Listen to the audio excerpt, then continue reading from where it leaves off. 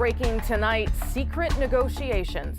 Details of lengthy talks between the Liberals and Jody Wilson-Raybould. What she demanded and how recently it all finally broke down. We witnessed firsthand the devastation that these bullets wrought. Canadian doctors take to the streets in a call for stronger gun laws. We'll hear their personal stories about treating victims. They helped someone who was facing retaliation for telling the truth. And whistleblower Edward Snowden, in exile in Russia, he rarely gives interviews, but tonight he's speaking with us. He's got thanks for Canada, but also a serious warning. This is The Nutshell.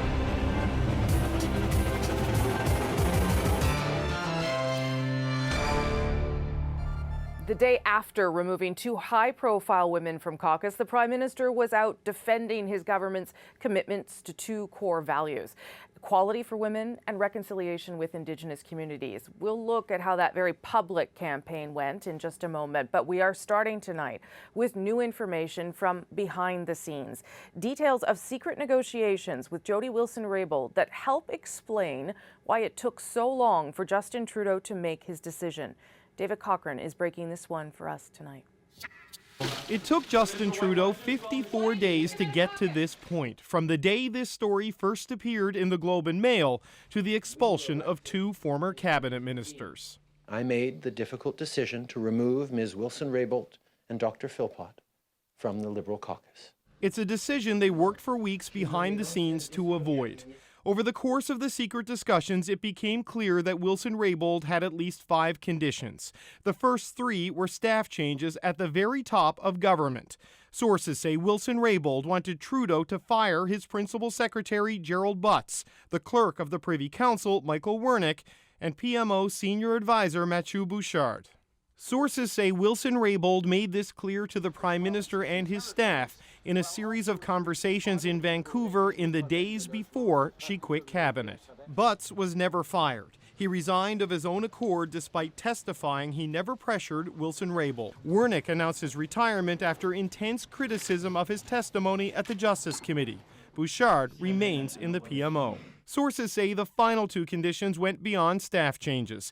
Wilson-Raybould sought assurances that new Attorney General David Lametti would not direct prosecutors to give SNCLavalin a deferred prosecution agreement. And she wanted the Prime Minister to admit, either to caucus or in public, that his office acted inappropriately in its attempts to convince her to consider granting SNCLavalin a DPA.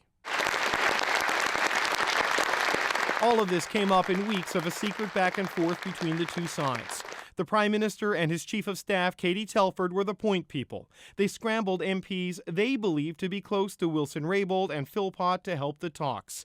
The Liberal BC caucus, including cabinet ministers, was heavily involved in reaching out. There have been so many conversations going on amongst caucus members, amongst regional caucuses, with Ms. Wilson-Raybould, with Ms. Philpott. Sources say the efforts continued until Monday, the day before the caucus expulsion.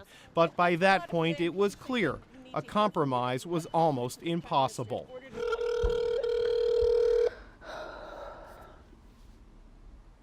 Hello. Hello, Michael. It's Jody. Hi, sorry about the phone tag. That's okay. The Friday release of Wilson-Raybould's secret recording of her conversation with Wernick obliterated an already fractured trust with much of the Liberal caucus. Okay, obviously we've tried to get some reaction to all of this news tonight. David, what are you hearing?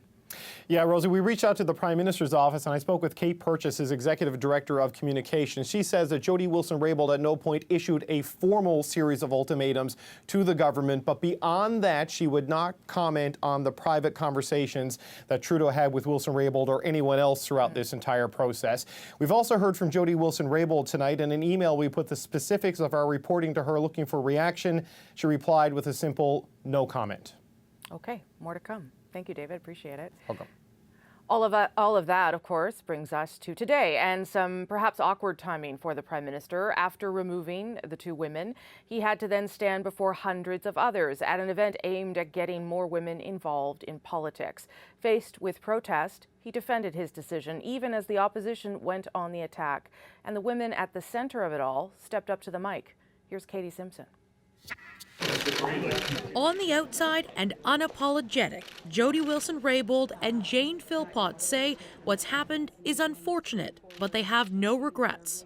The truth and principles must always come first, and that's what I did, and that's what I'll continue to do. You have to be able to hold your head high and look at yourself in the mirror at the end of the day and say that the choices that you made were the best ones under the circumstances. The Prime Minister appeared just as confident in his own actions and vigorously defended himself in front of hundreds of young women on Parliament Hill at an event called Daughters of the Vote. Diversity only works if there is trust, and within a team, when that trust gets broken, we have to figure out how to move forward. Justin Trudeau's explanation was met by silent protest. About 50 of the 338 women stood and turned their backs on him over this and other issues, including reconciliation. I think a lot of people were really angry with what happened yesterday, and this was a good way of demonstrating that anger. We should not have political interference in our judiciary, and interfering for the sake of jobs was not okay. And now to be punishing Jody Wilson-Raybould and Jane Philpott for standing up to him, that's just really disappointing. Trudeau faced a similar line of attack from the opposition, which is all too happy to keep dragging this political saga out. So why does telling the truth get you kicked out of the Liberal Party? Being a member of a caucus comes with both rights and responsibilities, and part of that responsibility is around trust. Jody Wilson-Raybould and Jane Philpott both want to take some time to figure out if they'll stay in politics beyond the fall election. If they do decide to run again, it is very unlikely they'll be welcomed back into the Liberal Party. Katie Simpson, CBC News, Ottawa. Now, ousting Philpott, the former Indigenous Services Minister, and Wilson-Raybould, herself, of course, an Indigenous MP, meant the Prime Minister was also called on to defend the government's commitment to reconciliation today. Wilson-Raybould had warned the PMO of potential fallout on this issue. Olivia Stefanovic now on whether that's actually playing out. This is an issue that is probably one of the most important for this government, the issue of reconciliation. That was part of Justin Trudeau's message to young women gathered on Parliament Hill today, many of whom questioned him on Indigenous issues, leaving his government defending its commitment. This is way more than one person. This is our Indigenous caucus. This is all the partnerships we've made. We want to keep going on reconciliation. Equality means that if you cross the line, there are consequences. I will not apologize for being a strong advocate, pursuing transformative change for Indigenous peoples in this country.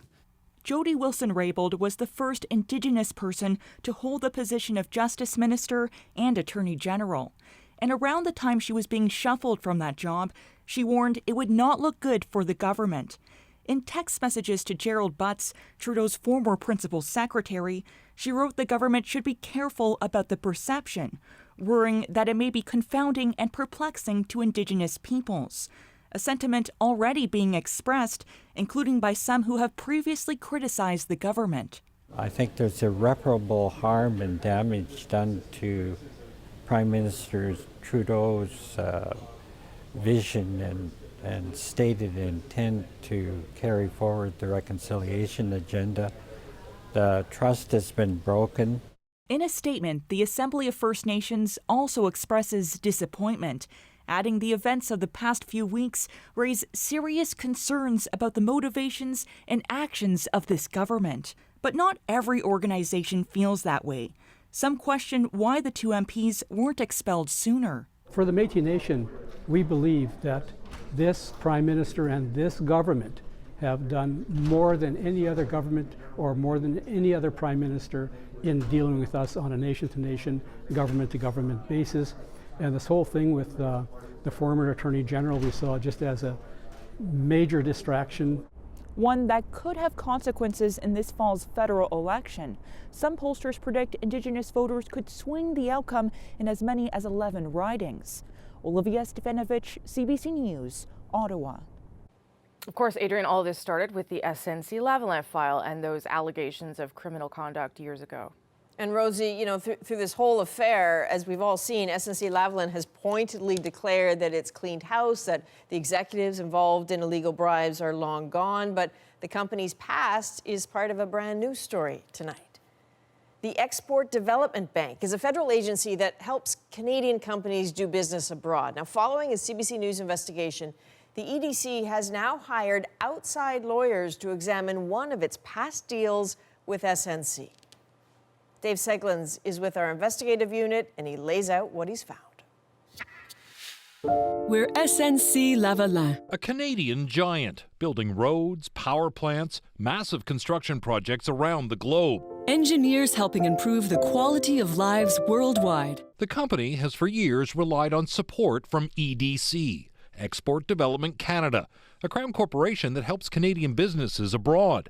It gave SNC-Lavalin loans and insurance on projects from Nicaragua to Russia to India. 29 projects since the mid-90s, financing of up to $4.7 billion. Now an SNC insider has come forward, alleging that in the years before the company was rocked by controversy, buried in its budget applications to EDC was money earmarked for kickbacks. It was an open secret, the insider alleges. SNC Accounting was using technical fees to cover bribes. Now, we're not naming him. He fears for his job. This watchdog says, if true, then taxpayers have been unwittingly involved. The EDC exists because taxpayers back EDC. All of its debts, all of its obligations, all of its liabilities are backed by the Canadian taxpayer. The company insider says the size of the fees should have raised red flags. Has anyone to this day asked the question, what were the auditors saying about these technical fees? CBC News brought these allegations to EDC. The agency has responded by hiring outside lawyers to investigate. They've launched a review of their support for a dam project in Angola, a massive project that included a commission, $25 million, for an agent who helped SNC win the contract. EDC is now looking into whether bribes were paid and whether its officials knew something was rotten when they signed off. Dave, if I understand correctly, your SNC insider says that those technical fees can include bribes in disguise. But what does EDC say about that? Well, EDC says, look, in construction, in their budgets, technical fees can be legitimate, and they're actually commonplace. At the same time, they concede that we've come to know in the anti-corruption world that technical fees can be abused to hide illicit payments, kickbacks. They're going to look at this Angola project. If they find a problem, they may expand the scope of what they look into. But I will say that EDC is traditionally very secretive about what it does or doesn't find about its clients, so we may never know the results. The one thing they are emphatic about, though, is that they expressly say they would never knowingly sign off on any kind of deal that they knew was going to bribery or some form of corruption. And what about SNC? What does it say? We put some very specific allegations to them. This insider saying that projects pre-2012, that there were dozens of them, where these technical fees going to bribes, intended for bribes, were in these projects. No comment. No comment. No comment. Okay. Dave, thanks very much. Thank you. Now to a kingdom where yesterday to be gay could have landed you in jail for 10 years. Today, the punishment has become as extreme as it could be. Adrienne, the tiny Southeast Asian country of Brunei has replaced that prison sentence with the death penalty. The leader there is both Prime Minister and Sultan. He is cracking down on several things, including homosexuality and adultery. The UN calling this a serious setback to human rights. Celebrities have organized a boycott. But as Stephen D'Souza tells us, the Sultan doesn't seem fazed by the criticism. Hey, Stephen. Shahiran Sharani couldn't come out as gay until he fled Brunei for Canada last year. Admitting that was already punishable with prison. We generally meet online, and that's about the only safe place that we think that we can meet. Now he knows he can't return home. As the law stands, I would be stoned to death. Today, Brunei's ruler, Sultan Hassan al-Bolkiah, completed a change to the country's laws.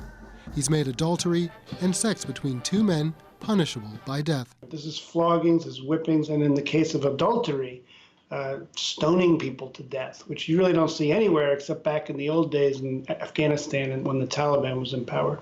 The Sultan is worth an estimated $20 billion and has ruled the country since 1967. Human rights observers say while other countries practice various forms of Sharia law, Brunei's punishments are now among the most severe. It is inconsistent with international human rights law, and it's inconsistent with human decency.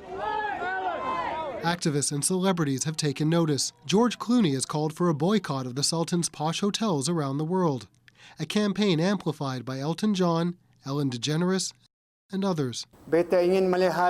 Today, the Sultan didn't directly address the criticism in a speech, calling his country fair and happy.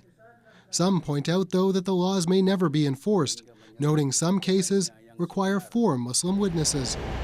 That's given some of Shirani's friends in Brunei hope that they'll be okay, but he says they should be wary. I would advise them to take steps and, like me, leave. Shirani says saving face is important in Brunei, so he's hopeful that even one of the richest men in the world may back down under the glare of the international spotlight. Stephen D'Souza, CBC News, New York.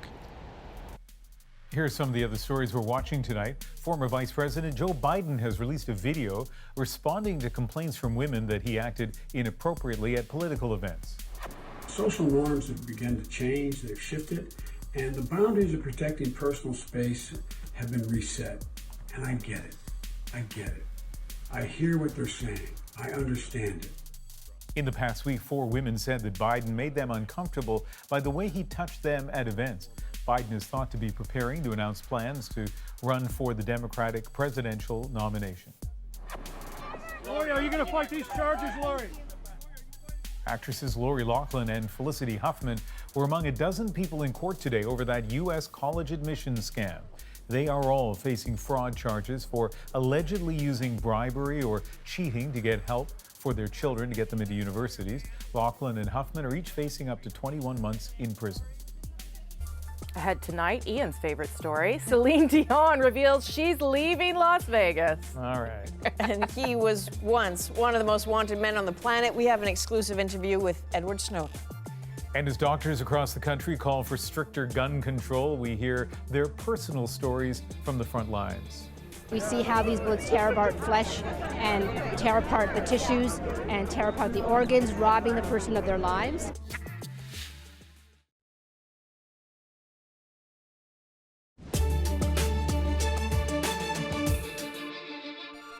I think we really need to ban firearms and specifically handguns and assault weapons. I think this is a public health issue. That's the message echoed by frontline health workers across the country today. It's all part of a national day of action with rallies held in 13 cities from St. John's to Vancouver. The group, Doctors for Protection from Guns, was created after last summer's Danforth shooting in Toronto. Its members are speaking out about the need to prevent future victims. We see the realities of gun violence on an almost weekly basis. These are not rare events. These are not events that are occurring in other countries, in other cities. They're happening here. Canada has seen a 42% increase in gun-related violence since 2013. So one of the ways that they are calling for change is through Bill C-71. The proposed legislation would overhaul the background check system, create new record-keeping requirements for retailers, and increase the restrictions around transporting guns. The bill is still being debated in committee in the Senate. Some oppose those changes, though, saying that they target legal gun owners. The Canadian Coalition for Firearms Rights also says the doctors are wrong to present themselves as policy experts.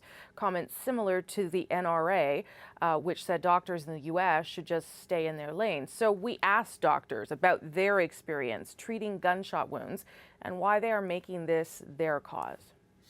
Weapons of war have no place in our civil society. Reese Fallon was killed, 2 other friends were shot, and down the street 10 others were injured. My innocent younger brother was shot 12 times in his car 2 minutes from my home. Canada's death rate for firearms is 3 times that of Ireland, Spain, and the Netherlands. We can do better. We witness firsthand the devastation that these bullets wrought. We see how these bullets tear apart flesh and tear apart the tissues and tear apart the organs, robbing the person of their lives. We witness what this does to the families and the lifelong result of these injuries. They never are really the same. I remember vividly a woman who was on her knees pleading for mercy when her husband shot her. She was shot through the heart, the lungs, the stomach, the spleen, the pancreas, the colon, the kidney. She was in the operating room for hours and then required multiple surgeries. After that, she was hospitalized in the ICU in the hospital for weeks. She eventually survived. She had a bowel bag. I'm sure her life was never the same.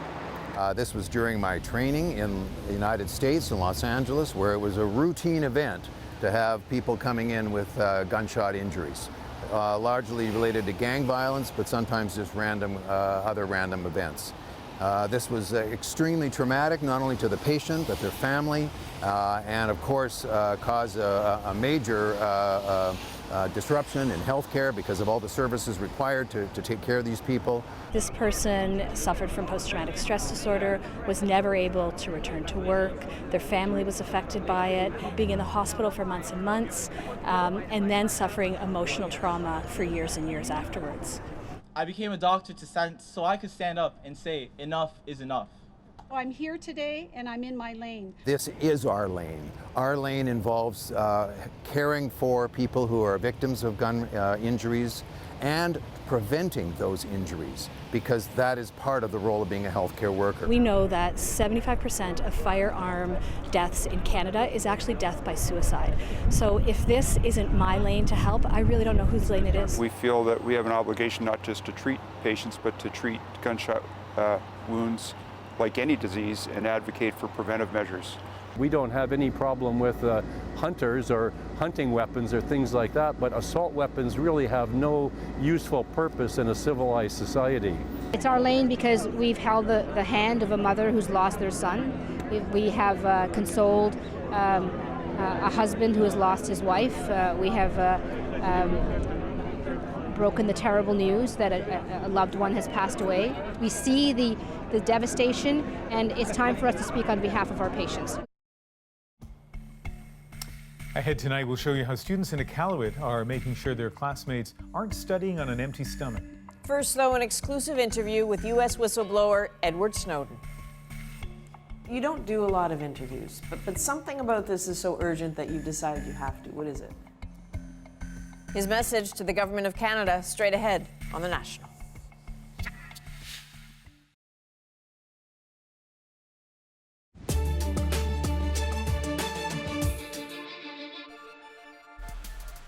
You may remember back in late January, 2 people were arrested during terrorism raids in Kingston, Ontario.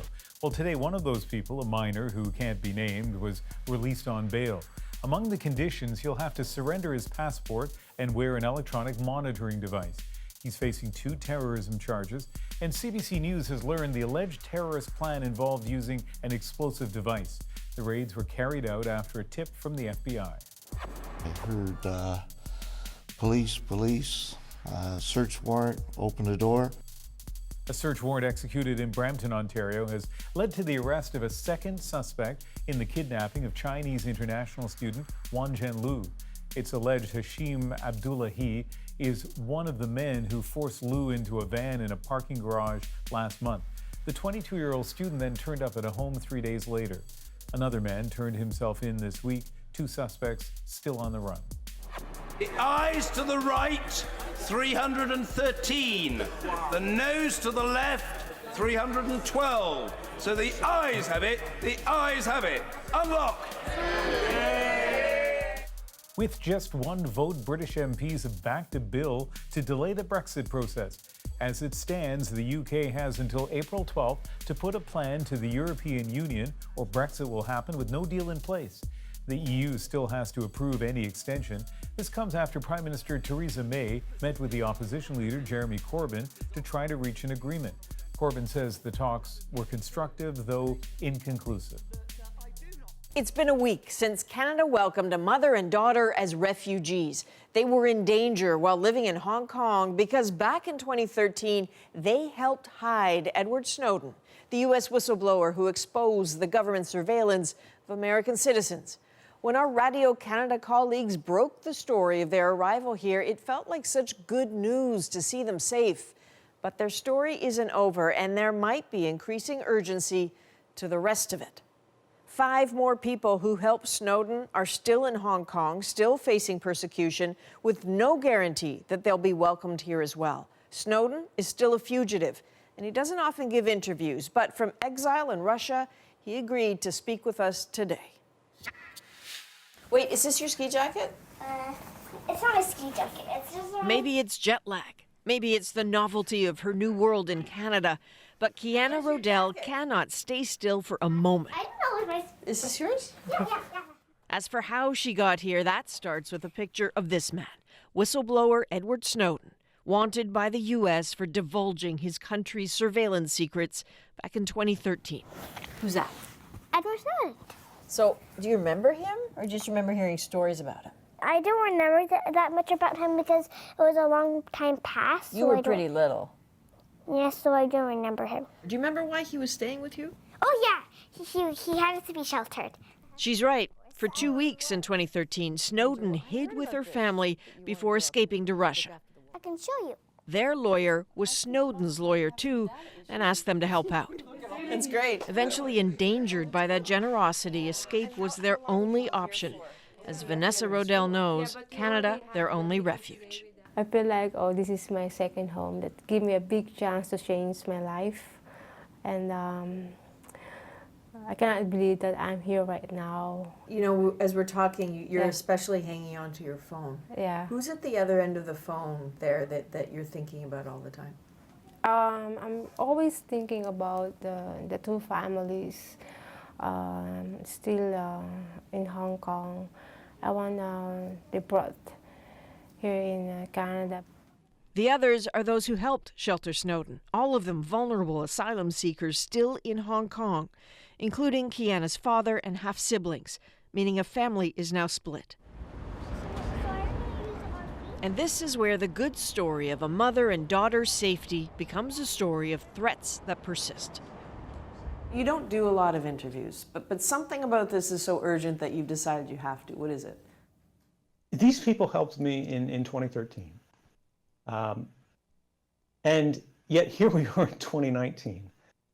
And they only just now are having their first claims for protection recognized. These are people who can't go outside without being recognized, without being followed by people like the Sri Lankan police. They should be able to wake up in the morning without worrying the next day, are they going to be detained by the Hong Kong police and sent back to Sri Lanka where they're facing death? They almost certainly know where he is. They just need Hong Kong's approval to get him. This is a scene from the 2016 Oliver Stone film Snowden, and this is arguably a moment where so much changed. The Canadian lawyer, Robert Thibault, taking Snowden to meet Vanessa and the others. This is Ed. Ed and Ayana. Thank you. Thank you. These are good people. They won't talk. I've been handling their cases for years. They're like you. That's so nice. They're stateless. It was in the process of this movie being made and aired that the secret of how he was hidden got out and the danger for them escalated. You may not feel it, Ed. You're not alone. Thibault, who has been chased out of Hong Kong, was back in Canada to greet Vanessa and Kiana last week and is still fighting for the others. But Snowden senses a disturbing delay. You know, I have nothing but thanks for Canada and for the government of Trudeau, and particularly for Quebec, because they're the only province that allowed these families to apply in their situation. The problem is it's not enough. But what are you asking the government of Canada to do? They need to admit Sapun, Ajit, Nadika, and their children into Canada. And the only one who is in a position to do so right now, who has the legal framework to do so right now, is Canada. But the Prime Minister has said that this process is independent, that he can't intervene.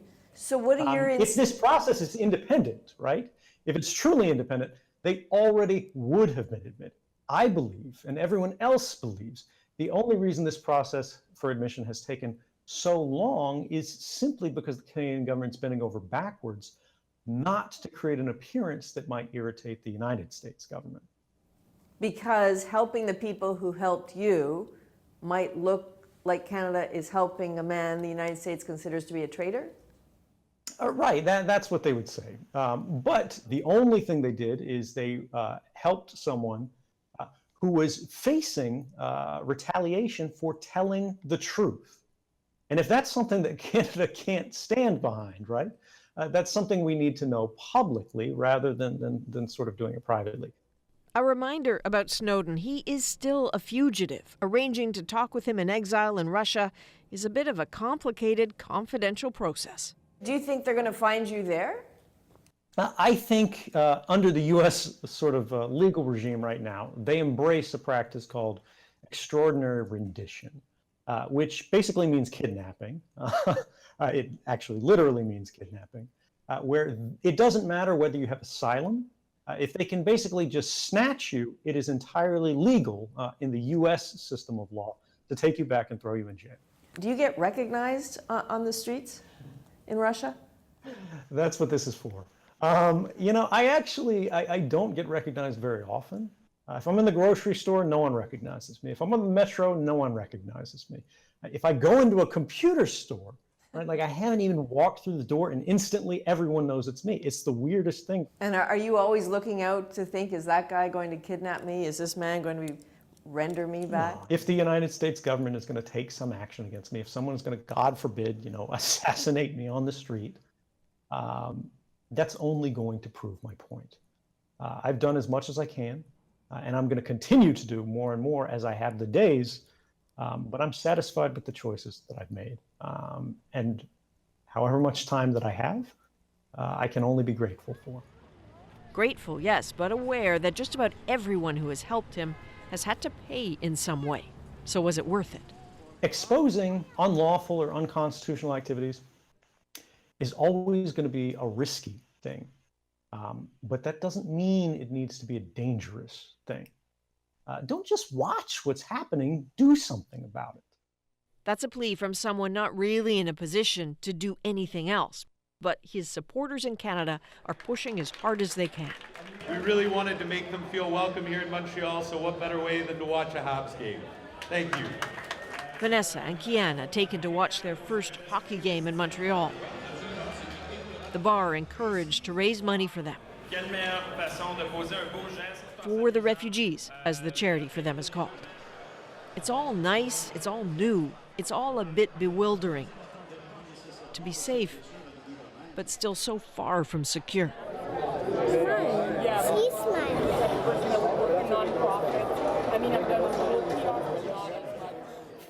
So, Adrienne, I know that was just a small part of a fascinating conversation, and you ended up with a lot more than you expected. Yeah, we were warned that Edward Snowden is sometimes nervous for security reasons, doesn't like to talk for very long, but he just sort of kept going and going. He really does have sort of a serious focus on freedom of the press. He thinks Canadians need to be a bit more alert to the challenges to that here, the surveillance of journalists and their sources in Quebec in particular, the problems with access to information laws in this country, lack of protection for whistleblowers. He thinks really there's a lot that Canadians need to pay attention to. And we were talking about this a little bit earlier in the newsroom, that he's got some observations about what's happening here in Ottawa. Yeah, I didn't expect that. He's been watching what's unfolding, and he says, look, he has no opinion on who's right in the Jody Wilson-Raybould versus Justin Trudeau trouble, but as someone who tried to scream from the rooftops about governments surveilling their own citizens, his sort of curious perspective is that he just finds a fair amount of irony in politicians expecting privacy in their communications when arguably average citizens know that whether it's governments or social media companies, they're being monitored all the time. You know, you don't have to agree with him on this, but he said he found it a little bit striking. Well, very interesting conversation. I know we're going to hear more of it on the CBC. Up next on The National, David Coleman takes us inside a high school cafeteria in Iqaluit for a look at how students are taking a hands-on approach to making sure their peers are fed. So you're making lunch right now? We are. Lunch yes. for how many people? Probably 100 to 120. Yeah. So it's busy time. Less than an hour till mealtime. That's right. First, though, a look at a story you will see here soon on The National. We'll take you to a street corner in Detroit, a so-called smart intersection, for a look at how a Canadian company is making it safer. Here's a preview. Now, this particular intersection also has a camera right up there.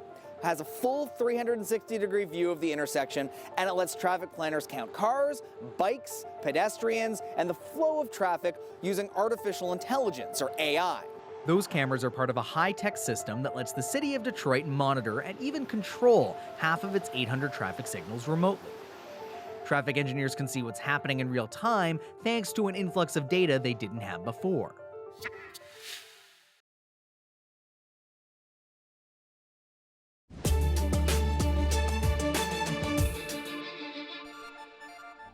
There is a stark, rugged beauty to the landscape of Iqaluit, but that Arctic terrain is hard, if not impossible, to farm. The federal government spends millions each year on food subsidies. Still, many people in the capital city go hungry. David Coleman was recently on assignment there for CBC's Marketplace, looking into food insecurity, when a special program for high school lunches caught his interest. It does a lot more than fill empty stomachs. Yeah, so all of this needs to be done. First is the potatoes, I'd say. If one of you could shred meat and two of you could do potatoes. You're making lunch right now? We are. Lunch yes. for how many people? Probably 100 to 120. Yeah. So it's busy time. Less than an hour till mealtime. That's right. That's right. Every other day at the only high school in Iqaluit, teacher Lael Kronik and a group of students make lunch for the entire school. Not just to be nice. This is the front line in a fight for good food. And on today's menu, poutine. Just kind of shred it into bite-sized pieces as much as you can. And that meat? We have some tuktu, That's some caribou. Yeah, it's really important that students have access to traditional foods. And it's quite healthy. It's very healthy, yeah. And what's the purpose of this?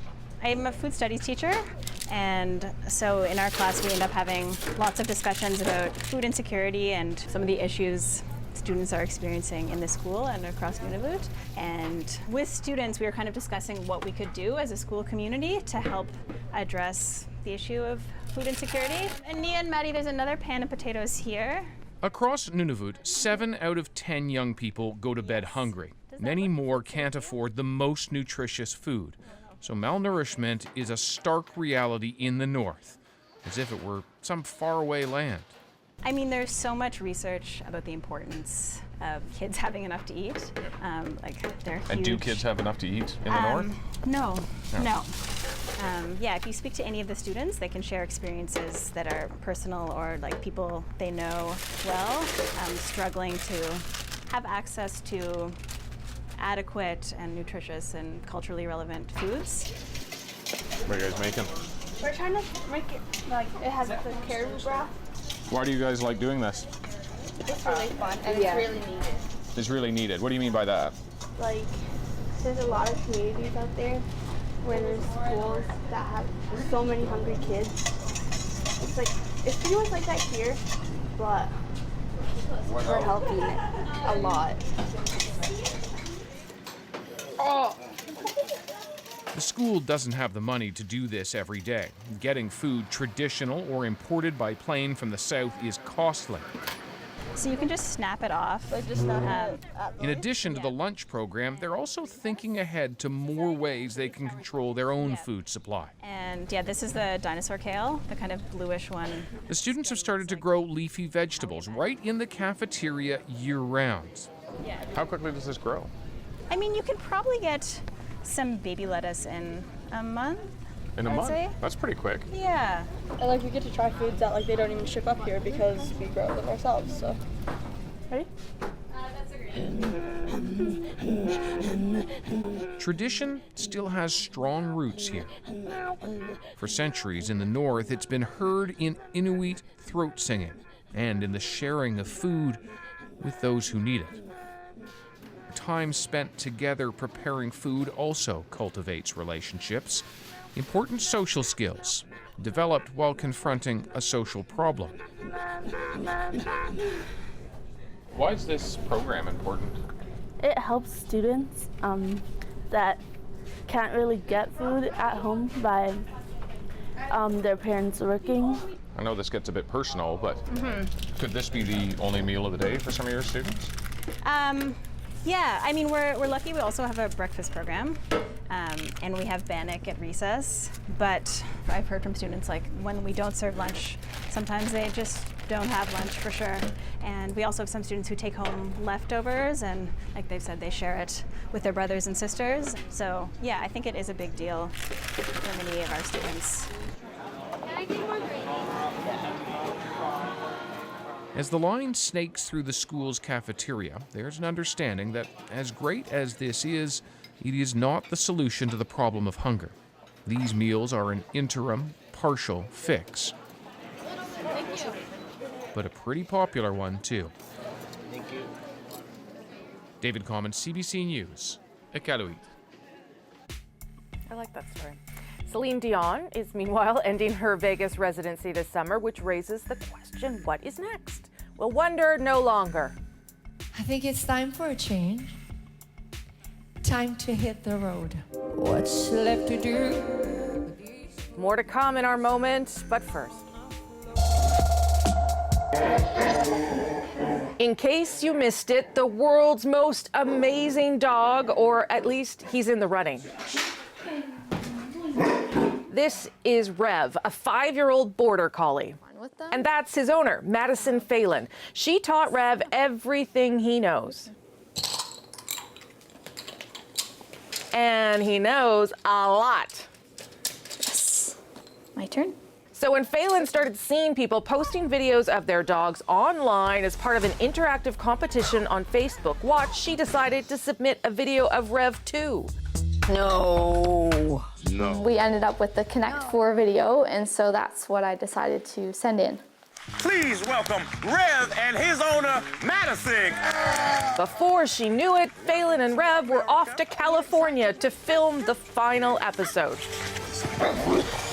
They'll find out this week if Rev is crowned world's most amazing dog. He's up against 4 others, and the prize is big, $100,000 US. But Phelan says she feels like she's already won. To think of all the auditions that were sent in, for us to be picked as one of them is, I just can't believe it. So we've seen 3 great businesses. What are you thinking? This place looks like a lot of work, but a lot of potential. It's going to really cut into family time. I could see myself actually there. We gotta think, are we ready to do it? Under New Management, Friday at 8:30 on CBC.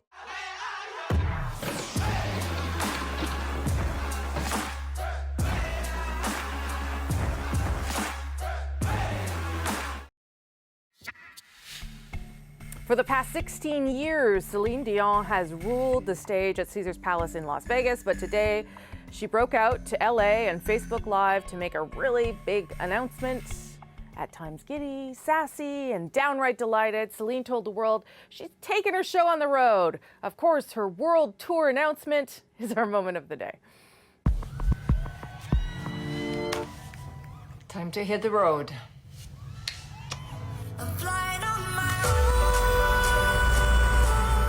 So many people came to see us. And now we really all think that it's time for us to go and see them. The biggest news, no, I'm not pregnant, don't worry about it.